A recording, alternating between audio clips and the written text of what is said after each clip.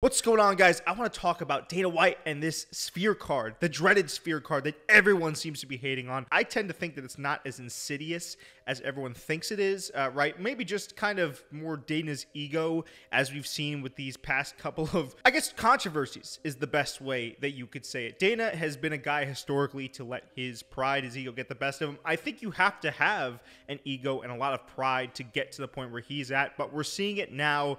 He wants to put on the biggest event in Sphere history, of an event that he says is not going to be rivaled or done ever again, even because it doesn't make sense, which I think is absolutely an insane thing to say, but we'll get into that in a little bit. I'm talking about the card now that we have in front of us, Noche UFC. It's on Mexican Independence Day. It's Saudi sponsored for Riyadh season. There's a lot of moving parts here, man, and Dana came out in a couple of scandalous interviews. I watched another one of his Tuesday Night Contender Series interviews where he elaborated a little bit more, but, you know, it seems like we can't go at least one Dana White press conference these days without getting something scandalous out of it. But he talks a lot about the production value of an event like this. He says he wants the viewers to feel like they're there. That's not the main controversy. The main controversy is, quite frankly, the quality and the level of athletes that are participating on the card. We have a Mexican guy on the card that is on a one-fight win streak, and he's fighting Ode Osborne on a main card. I briefly talked about it. I can't remember which video it was. I just think that it's a question of optics over substance. And that's what this kind of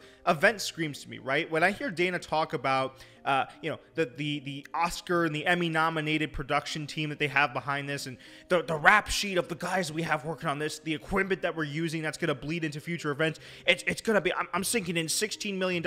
All that to me screams valuing optics and innovation over substance and quality. I know an unnatural amount of fighters on this card are unranked. To have that be on a main card, when you have Merab Dvalishvili and Sean O'Malley as the main event, which both of those guys, by the way, aren't Mexican, though Merab will have you try to convince you otherwise, doesn't really make a lot of sense to me, right? Like, you couldn't make this event in Mexico City. I think if this event were in Mexico City, we wouldn't be having the same conversation. I think the fans are, it's a combination of annoyed because, right, we have this really, really cool venue in the Sphere. And MMA Guru, I watched his video on it. He's going to try to say, oh, it's just a big screen that's going to show you what's going on during the fights.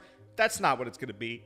Let's not pretend like this production quality isn't going to be off the charts for this one. We have this venue that is super duper sick. It seems like Dana wants to put a ton into it production value wise. I'm going to be really excited to see what he brings come fight night, because he said he wants to make the fans feel like they're there watching, which could be really cool or really disastrous, which either way you slice it. But I'm excited to see what he does with it. I think what really angers people is the fact, though, that we have, it almost seems like a waste of a card when you talk about such a big venue. The card doesn't match the venue. And I worry about that, because I see Dana, again, doing these things that it seems like he wants the optic of the company to be that it's moving forward, but I don't think he's being as careful as he should be about preserving the integrity of the sport, the quality of the sport, the watchability of the sport. We've seen that too. I mean, these new gloves, right? The UFC logo comes right off. And I'm talking about the innovation that I mentioned earlier, which is the new shorts, which, again, I think are pretty cool. The gloves, though, are poorly designed. It seems like they are rushed. It seems like this card is kind of being rushed. Dana even talked about it. And again, one of the press conferences where he said, you know, he was constantly running around and there's rehearsals and all these different things.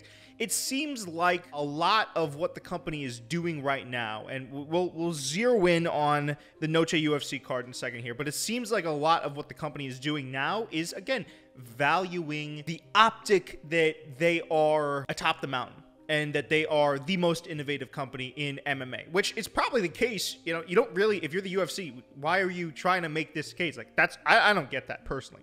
Why are you sitting here and trying to convince people that you're number one when, I mean, dude, nobody, if the UFC won PFL and Bellator, which I know PFL bought Bellator, but if they're all on at once, who are you watching? The UFC. The UFC does better numbers, I'm pretty sure, sometimes than boxing does. So if you're the UFC, I don't understand why you are, instead of just continuing to do the bread and butter stuff, which this is what I agree with MMA Guru on, of making great fights, which is what gets fans into it in the first place, right? You want to see it for the storylines. You want to see it for the fighters. Everyone has their fan favorites. Why are you creating this smoke and mirrors event that looks really good, but on the inside, the structural integrity outside of the last 3 fights on the card doesn't really jump off the page at you? That doesn't make a lot of sense to me. again, I'm all for, and it seems like, and I don't know if I already said this, but if I did, I'll catch it in the edit. It seems like Dana is going to use some of the equipment from this event in like future events, which is awesome. I think that's something that should be done, right? For every single UFC event, if you have something that, or any just product in general, if you have something that works, keep innovating and moving it on to the next one. I don't understand why we couldn't have this event be something, I hate to use MMA Guru's example, but something like the average Saudi card that these guys put out. Like, why couldn't we have this at the Sphere, where the ticket prices are so expensive, I think due in part to the fact that Dana White had to sink so much money into this, even with Saudi spending and Saudi support. To me, you'd get more bang for your buck. More people would want to spend more money to go attend this live. Right? They're having problems selling tickets, so they've already had to decrease the ticket prices. And also, you would just get a more memorable experience. That's one of the biggest things that I think I take issue with Dana saying is like, this is going to be a crazy memorable event, and you guys are not going to see anything like this ever again. And it's like, maybe sure on the production end of things, but is that really what you want the legacy of this event to be? Especially if you're not really going to make another one, right? Wouldn't you want to go balls to the wall with it? Like a UFC 300 type card, I think would absolutely slap, right? in a venue like the Sphere. Granted, you could only do those every so often, right? But even like an MSG level card, you know, because they always stack it up for MSG, something that makes sense, but something that's fun, right? You want people to be able to experience the UFC in a venue that we haven't seen it before. And I think what Dana is doing, instead of focusing on giving the authentic UFC experience through the eyes of the Sphere, he's giving almost the Sphere experience through the eyes of the UFC, if that makes any sense. It's more about the Sphere than it is about the product. And I think that's the big part where he's going wrong. Now, Guru, and I'm just going to use his video as a backbone, because I feel like he brings up a lot of points, some of which I agree with and some of which I disagree with.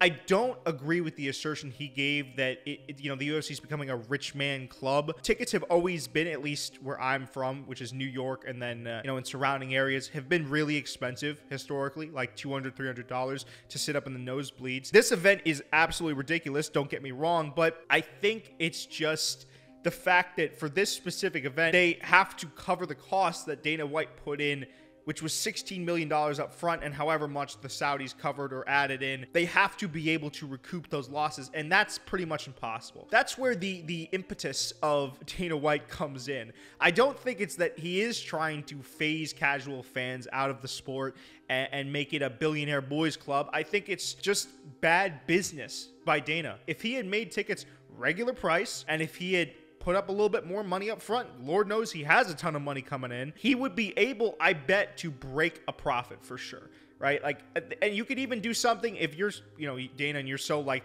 and you're touting the production value of this new event. Hey, make something new with ESPN Plus too. Broker something where it's this like one in a lifetime type of pay-per-view that you're only going to get once. I would watch that.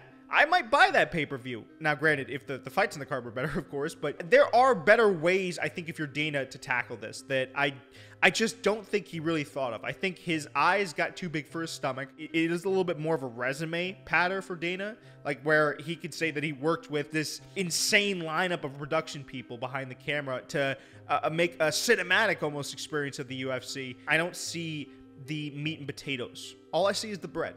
And the bread's on the outside. And then you take into account the fact that His Excellency has promised that pay-per-view boxing prices are going down to $20. You now have this thing where if you're Dana White, you could be looking at something where you're potentially running, well, I mean, he'll probably do well with live gates and stuff like that and people buying merch. And, you know, I doubt it'll be the end of the world, but it'll be something that Dana has to look at with events like these especially, and continuous events in New York City and all these places, where he should look at maybe making the sport more accessible. Again, do I think it's some supervillain type stuff? No, I just think it's an oversight. And I don't know who runs that stuff. I'm sure it's not necessarily Dana, so maybe I'm just assigning blame to the wrong person right now, but whoever it is that does the pricing structure, because I heard it's also going up. I heard the price of pay-per-views are going to start going up at a certain point here. Whoever makes these cards, whoever is making the marketing decisions, I think they need to get a talking to, honestly, because